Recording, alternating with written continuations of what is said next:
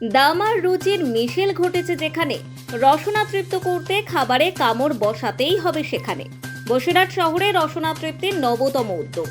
দক্ষ শেফের হাতে তৈরি দেশি বিদেশি খাবারের স্বাদ নিলেন কচি কাঁচা থেকে বয়স্ক এবং ক্রীড়া জগতের নক্ষত্ররা। বসিরহাটে যুব সম্প্রদায়কে কর্মসংস্থানের নতুন দিশা দেখাতে উদ্যোগী হলেন বসিরহাটের একদল ব্যবসায়ী। চেইন রেস্টুরেন্ট চালু করার মধ্য দিয়ে যুব সম্প্রদায়ের বেকারত্ব ঘোচাতে উদ্যোগী হলেন তারা।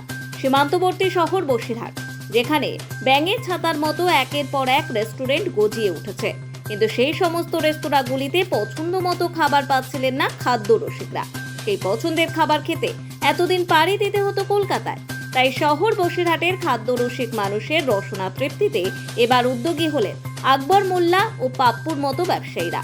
বসিরহাটের মার্কিন বার্ন রোডের রবীন্দ্র ভবন তথা সাঁইপালা প্রাথমিক বিদ্যালয় সংলগ্ন এলাকায় চালু হলো এক রেস্তোরাঁ। সেখানে যেমন মিলবে কন্টিনেন্টাল, ইন্ডিয়ান তথা ইন্দোনেশিয়া স্ন্যাক্স আইটেম, আবার বার্গার, পাস্তা ও পিৎজার মতো ইউরোপিয়ান ধাঁচের চটজলদি খাবার মিলবে সেই রেস্তোরাঁয়, যার ফলে স্বভাবতই চওড়া হাসি দেখা গিয়েছে বসিরহাটের ভোজন রসিকদের মধ্যে।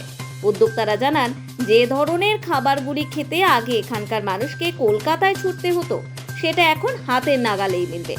পাশাপাশি তারা এও জানান, বসিরহাটের সঙ্গে টাকি, কাটিয়াহাট ও খোলাপোতা সহ সীমান্ত থেকে সুন্দরবনের বিভিন্ন প্রান্তে এই রেস্তোরাঁ চেইন সিস্টেমের মাধ্যমে তারা আগামী দিনে চালু করতে চলেছে, যার ফলে কর্মসংস্থানের এক নতুন দিশা দেখবে বসিরহাটের যুব সম্প্রদায়।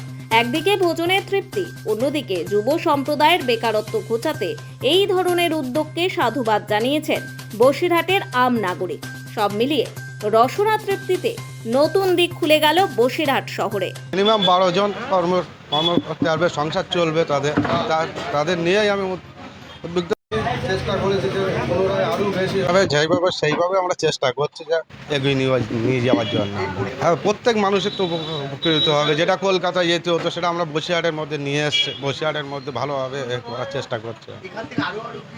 ব্রাঞ্চ আমরা আশা করছি এরপরে টাকিতে একটা, কাটিয়াটে একটা, আমরা খোলাপাতাতে একটা, এইভাবে আমরা ফ্রাঞ্চাইজি দিতেই থাকবো। আমরা আশা করছি 200%, নট অনলি 100%, 200% সাফল্য পাবে বাইট অ্যান্ড গো। কারণ যে ধরনের মেনু আমরা এখানে এনেছি, যেটা সব থেকে বড় কথা, আমাদের যে ওনার আছেন ভাইয়েরা, আকবর ভাই, পাপ্পু ভাই, এনারা একটা জিনিস মাথায় রেখে এই মেনুটা তৈরি করেছেন।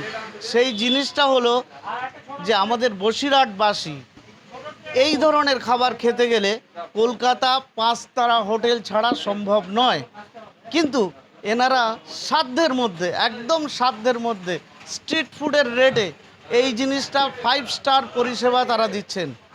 যেমন আমি আমাদের একটা ডিশ আছে যেটা হচ্ছে ইন্দোনেশিয়া থেকে ইম্পোর্ট করা চিকেন সাথে, একদম original Indonesian. It is going to serve under fried chicken, sunny side up, and traditional peanut butter sauce. So this same thing you cannot get in Bashirhat. So that's why I would like to thank Mr. Akbar to start up a new things, and Mr. Pappu to start up a new things for the Bashirhat. Thank you. Nobel Bangla.